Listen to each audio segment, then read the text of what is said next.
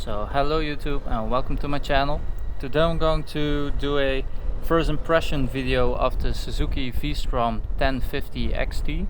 So first of all, what kind of motorcycle is this? This is a ADV/tour motorcycle. So that means you can use the motorcycle on both rough terrain and just the streets, but also pack it up and do long tour trips. So this motorcycle here in this video is a stock V-Strom 1050xt, so nothing added to it. So from factory it has cruise control, it has an aluminium skid plate, it has crash bars, it has LED turning signals or turning indicators, it has handguards, it has an adjustable windscreen, adjustable seat, center stand, 12 DC power socket under seat, an adjustable suspension in the back.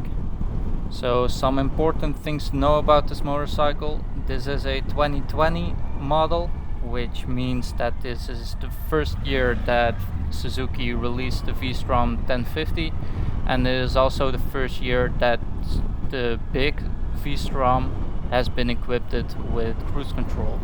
So now my first impression, pros and cons. Let's start off with the pros.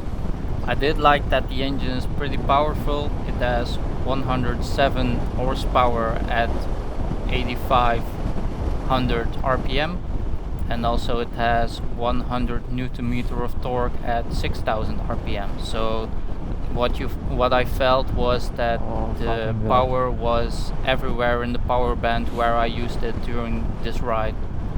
So another pro is that this motorcycle has cruise control, and that's one of the things I really like about motorcycles when they have cruise control, because when you're riding on the highway or whatever, you can just put in cruise control and you don't have to look at your speed indicator all the time.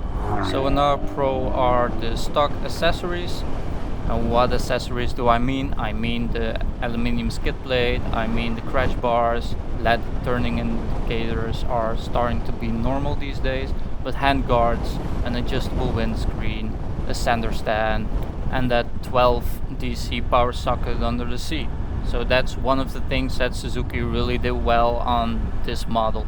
So another thing is the seat height. It's perfect for me. I am 180 centimeters tall and I can flat foot it with both my feet, so that's one of the things you can use as a guidance whether you can flat foot the motorcycle or not.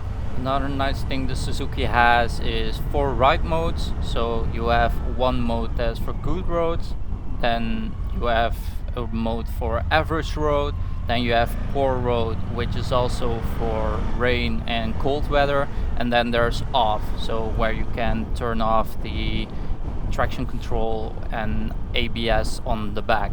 So another thing is the 20-liter fuel tank, which is also a con, but in this case it's also a pro, because that makes it easier to do long rides without fueling up all the time. Also, the fuel economy on the motorcycle is pretty nice. It gets about 20 kilometers a liter, so that means with the 20-liter fuel tank you could get about 400 kilometers per fuel up. So another thing is nice wind protection, especially with the high windscreen, and adjustable of course, so that makes it easier for you to adjust it to your height, but also for your legs and hands. I couldn't, because of the hand guards of course, I didn't feel any wind on my hands, and for the legs, it's perfectly formed, so you don't feel a lot of wind, of movement wind on your legs. And when comparing it to the smaller V-Strom 650, it feels nice and planted on the road. That's one of the things I didn't feel with the V-Strom 650. So if you want something for long rides and that kind of stuff, I would definitely recommend this motorcycle to you, if you like the rest of the package of course. So now for the cons. What things did I not like during this first impression ride? So the first thing is that the bike is really top heavy. It made me feel like when leaning a little while standing still, it felt like it was gonna tip over. So that's one of the things you really need to keep in mind when going for this motorcycle. If you don't want something that's top heavy, because of the 20-liter fuel tank. Like I mentioned before, it's 20 liters, and these 20 liters are really high in the motorcycle. So another con for me, but that's really personal, is that in this price range it does not have any fancy options like Android Auto. So that means that you just get the screen with its traction control, ABS and cruise control, but nothing else. So it's really the basic thing for motorcycle these days. So next up in the con list is additional OEM accessories. Why are these on the con? Well, they're very expensive. If for example you want the OEM heated grips, well, they're about 350 euros, where on other brands they are about 200, 250 euros. So that's really a big difference in price. The con for this specific motorcycle is that the motorcycle used, this is a used model, was still pretty high in price. What do I mean by that? Is that over this year and kilometers it had run, about 9,800 kilometers, it was only 2,000 euros less than the MSRP of a new one, so 2021. And to me, for buying a second-hand used motorcycle for this price with this many kilometers on it, and also it had little damage on the engine guards, I would say, well, 2,000 euros less than the MSRP. Well, let's go a little lower than that. So another con on this motorcycle I only noticed after riding another motorcycle is that the seat and the tank combined do not feel as comfortable as its competitors.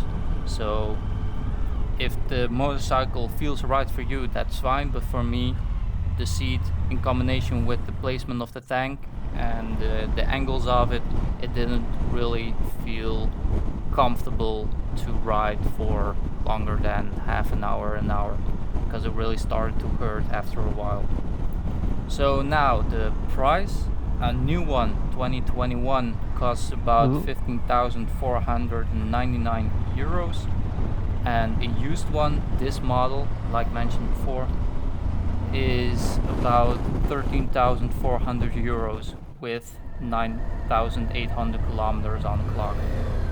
So to who would I recommend this motorcycle? Well, to people who like a little bit of off-roading, and that doesn't mean real big stones and rocks and that kind of stuff, it's just normal gravel. And also if you're really into touring and you want to do long trips on just street environments, then I would recommend this motorcycle.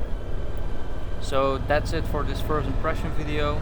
I want to thank you for watching. If you have any recommendations or suggestions, please leave them in the comments, and I hope to see you in my next video.